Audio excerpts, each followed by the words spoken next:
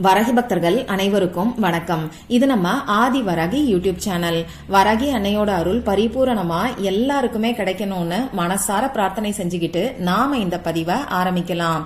இன்னைக்கு இந்த பதிவு நம்ம எல்லாருக்குமே ரொம்ப ரொம்ப முக்கியமான பதிவுன்னே சொல்லலாம். நிறைய பேருக்கு வாழ்க்கையில மிகப்பெரிய பிரச்சனையா இருக்கக்கூடிய கடன் பிரச்சனைய முழுவதுமா தீர்த்து வைக்கக்கூடிய ஒரு சக்தி வாய்ந்த நேரத்தை பத்தி தான் இந்த பதிவுல நான் உங்களுக்கு சொல்ல போறேன். அது மட்டும் இல்லாம இந்த நேரத்துல ஒரு கைப்பிடி அளவுக்கு சர்க்கரையை வச்சு செய்ய வேண்டிய ஒரு எளிமையான பரிகாரத்தையும் இந்த பதிவுல நான் உங்களுக்கு சொல்ல போறேன். இப்ப நான் சொல்ல போற குறிப்பிட்ட நேரத்துல இந்த பரிகாரத்தை நீங்க முழு நம்பிக்கையோட செய்யும் போது நிச்சயமா உங்களுக்கு இருக்கக்கூடிய கடன் பிரச்சனை முழுவதுமா அடையும். இது என்ன நேரம், அந்த பரிகாரத்தை இந்த நேரத்துல நாம எப்படி செய்யணும்னு இப்ப நான் உங்களுக்கு சொல்றேன். நாளைக்கு நமக்கு மார்கழி மாதத்தோட முதல் வெள்ளிக்கிழமை.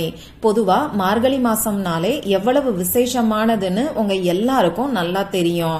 அதுலயும் மார்கழி மாசத்துல வரக்கூடிய வெள்ளிக்கிழமை இன்னமுமே விசேஷமானது. அதீத பலன்களை நமக்கு கொடுக்கக்கூடிய நாள்னே சொல்லலாம். இப்படிப்பட்ட நாள்ல ஏகாதசி திதியும் சேர்ந்து வர்றது நமக்கு இன்னமுமே சிறப்பான பலன்களை கொடுக்கும். நாளைக்கு காலையில 10:01 நமக்கு இந்த ஏகாதசி திதி ஆரம்பமாகுது. மறுநாள் சனிக்கிழமை அன்னைக்கு காலையில 6:27 இந்த ஏகாதசி திதி முடியுது. ஒரு வருஷத்துல வரக்கூடிய 24 ஏகாதசி திதிகள்ல மார்கழி மாசத்துல வரக்கூடிய வளர்பிறை ஏகாதசி திதி ரொம்ப ரொம்ப முக்கியமானது. இந்த நாளதான் நம்ம வைகுண்ட ஏகாதசின்னு சொல்றோம்.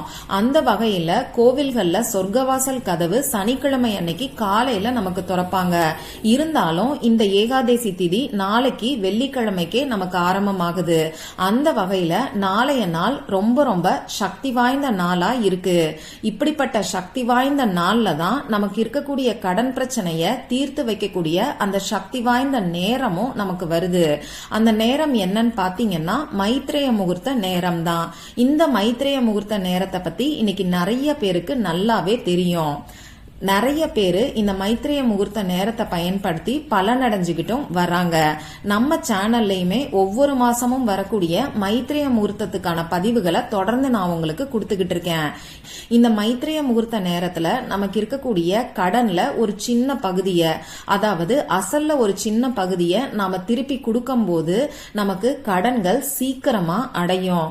இப்படி இந்த மைத்ரேய முகூர்த்த நேரத்துல எல்லாராலேயும் கடன்ல ஒரு சின்ன பகுதியை திருப்பி கொடுக்க முடியாது.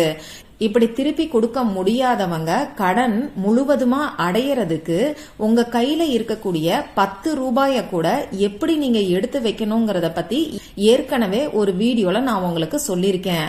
டிசம்பர் மாத மைத்ரேய முகூர்த்தம்னு சொல்லி தலைப்பும் கொடுத்திருக்கேன். அந்த வீடியோவோட லிங்கை டிஸ்கிரிப்ஷன் பாக்ஸ்ல கொடுக்கறேன். கண்டிப்பா போய் செக் பண்ணி பாருங்க.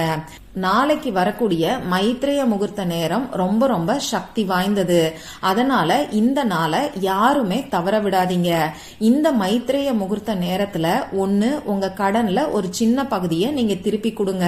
அப்படி முடியாதவங்க அந்த வீடியோல நான் சொல்லியிருக்கிற மாதிரி உங்க கையில இருக்கக்கூடிய 10 ரூபாய எடுத்து வைங்க.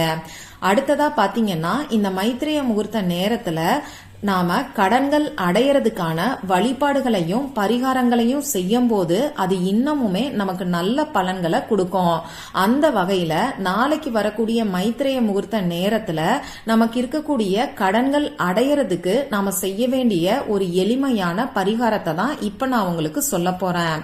நாளைக்கு இந்த மைத்ரேய முகூர்த்த நேரம் பாத்தீங்கன்னா ஒரு சிறப்போட தான் சேர்ந்து வருது. சுக்கிரஹோரை நேரத்துல நாளைக்கு நமக்கு மைத்ரேய முகூர்த்த நேரம் வருது. இப்ப இந்த மைத்ரேய முகூர்த்த நேரம் நாளைக்கு எப்ப வருதுன்னு டைம் நான் உங்களுக்கு சொல்றேன். நாளைக்கு மத்தியானம் 1:28 நமக்கு இந்த மைத்ரேய முகூர்த்த நேரம் ஆரம்பமாகுது. மத்தியானம் 3:15 வரைக்கும் இந்த மைத்ரேய முகூர்த்த நேரம் இருக்கு. இப்ப நான் சொன்ன குறிப்பிட்ட நேரத்துல பாத்தீங்கன்னா 1:28 இருந்து 2 மணி வரைக்கும் நமக்கு சுக்கிரஹோரை நேரம் இருக்கு. அதனால இந்த 1:28 இருந்து 2 மணிக்குள்ள இருக்கக்கூடிய இடைப்பட்ட நேரத்துல இப்ப நான் சொல்ல போற பரிகாரத்தை செய்யுங்க. இந்த வீடியோல நான் ஒரு தாந்திரிக பரிகாரத்தை பத்தி தான் சொல்ல போறேன். இந்த பரிகாரத்துக்கு நாம எந்த ஒரு பூஜையும் வழிபாடும் செய்ய தேவையில்லை. அதே மாதிரி மந்திரமும் சொல்ல தேவையில்லை. அதனால எல்லாருமே செய்யலாம். ஆண்கள் பெண்கள் இப்படி யாரு வேணாலும் செய்யலாம். பெண்களுக்கு மாதவிடாய் சமயமா இருந்தாலும் செய்யலாம். நீங்க அசைவம் சாப்பிட்டு இருந்தீங்கன்னாலும் இந்த பரிகாரத்தை செய்யலாம்.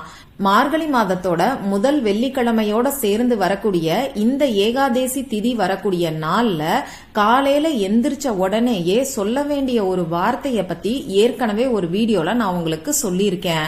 அந்த வார்த்தைய நீங்க 3 முறை நாளைக்கு காலையில சொன்னாலே போதும். உங்களுக்கு பண வரவுல நல்ல மாற்றங்கள் ஏற்படும். அந்த வார்த்தை என்னன்னு நீங்க தெரிஞ்சுக்கிறதுக்கு டிஸ்கிரிப்ஷன் பாக்ஸ்ல இருக்கக்கூடிய அந்த வீடியோவோட லிங்கை கிளிக் பண்ணி பாருங்க.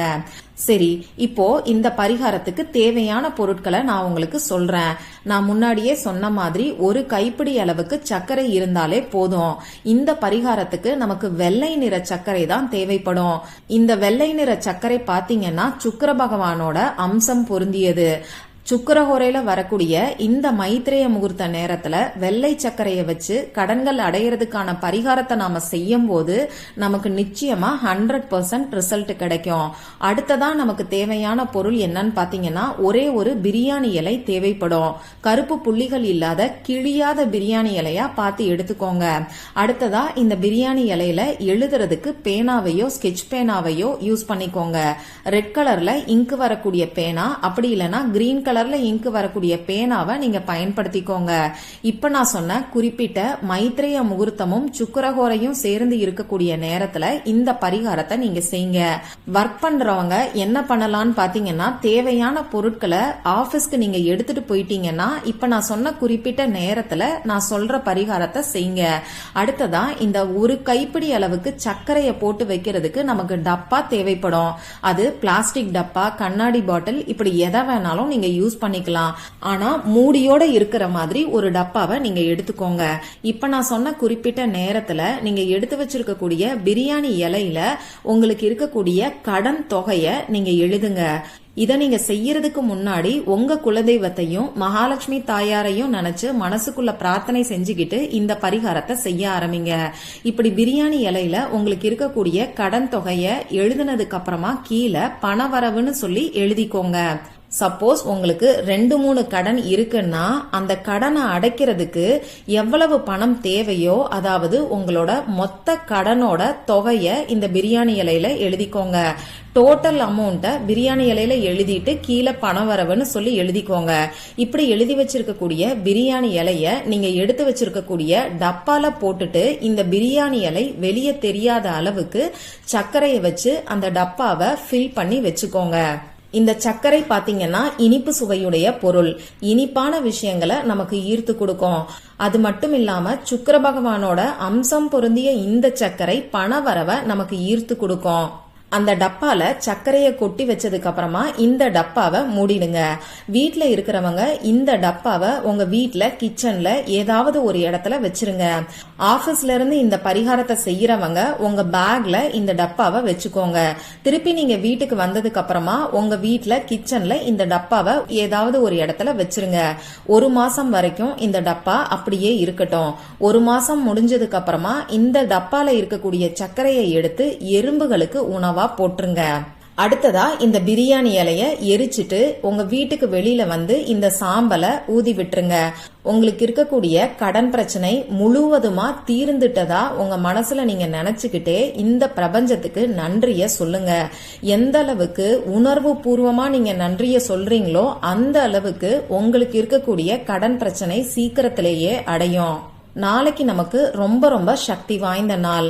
அதுவும் சுக்கிரஹோரை நேரத்துல வரக்கூடிய இந்த மைத்ரேய முகூர்த்த நேரத்தை தவற விடாதீங்க. இந்த பதிவுல உங்களுக்கு ஏதாவது சந்தேகம் இருந்துச்சுன்னா எனக்கு கமெண்ட் பாக்ஸ்ல கேளுங்க. அதை நான் உங்களுக்கு உடனே தெளிவுபடுத்துறேன். இந்த பதிவு உங்களுக்கு பிடிச்சிருந்தா லைக் பண்ணிட்டு உங்க ஃப்ரெண்ட்ஸ் அண்ட் ஃபேமிலி கூட ஷேர் பண்ணுங்க. இந்த மாதிரி அந்தந்த நாளுக்கும் நேரத்துக்கும் திதிக்கும் உரிய வழிபாடுகளையும் பரிகாரங்களையும் நீங்க மிஸ் பண்ணாம தெரிஞ்சுக்கிறதுக்கு நம்ம சேனலை மறக்காம சப்ஸ்கிரைப் பண்ணிட்டு பக்கத்துல இருக்கக்கூடிய பெல் ஐகானையும் பிரஸ் பண்ணிக்கோங்க. மற்றும் ஒரு பயனுள்ள பதிவுல நாம சந்திக்கலாம். நன்றி.